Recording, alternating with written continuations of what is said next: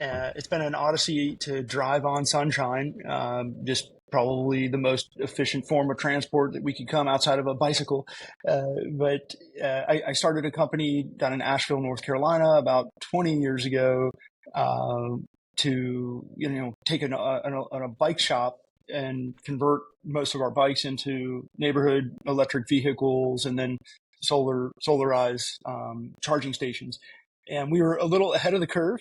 Um, and stationary solar charging has become, very popular. It's kind of carports covered in solar, and it's a phenomenal combination of technologies there. Um, and then with GoSun, we focused a lot more on these smaller consumer products for many years. We're still in the consumer direct to consumer space, basically wanting to sell products that can ship to your door using the internet.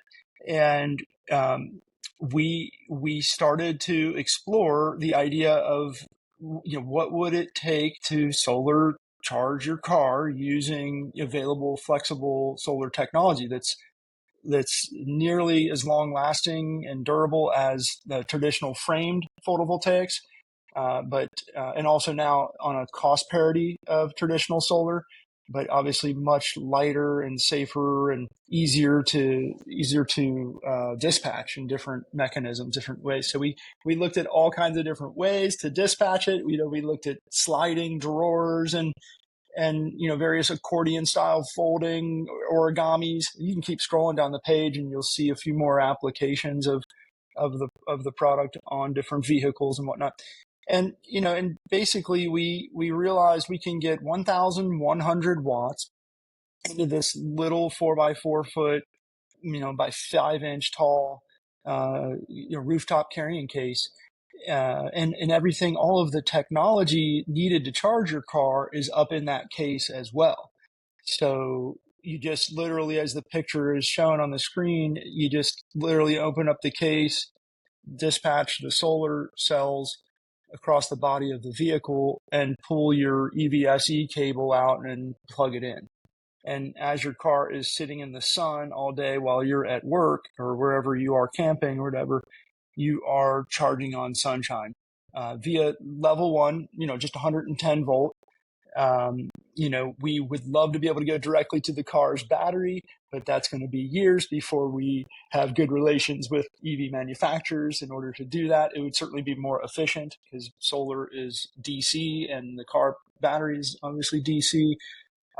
Instead, we run the solar energy. Each panel is connected in parallel. So if one of them is shaded, it's no big deal. Or if the angles are different, they all contribute to a central 1,500 watt lithium iron phosphate battery.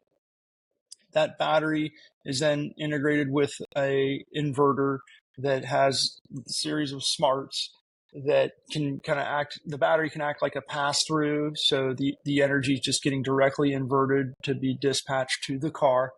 So in many situations that'll be the case. Like when you have good full sun, you'll be making 1,100 watts and you'll be sending that straight into the car.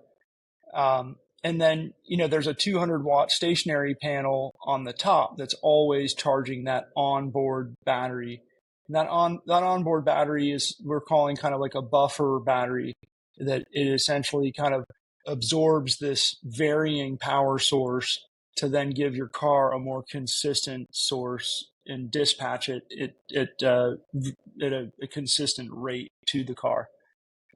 Most electric vehicles don't want to be charged anything more than about 6 or 7 amps at level 110 volt. So we have to make sure we're dispatching at least that. And so in summary, you can get upwards, in the best case scenario, you can get 30 miles of range in a day. On average, you'll probably be getting sun-teen miles. So, somewhere between, on a gray day, 10 miles, on a sunny day, 20 miles. And it turns out that the average electric vehicle owner drives about 17 miles a day. So, we know that we're not going to be making that every single day, but we think we're easily able to meet 50% of that, on an annual basis in many, many places across the country. Yeah, And in some places, some situations, it could be 100% of your driving needs.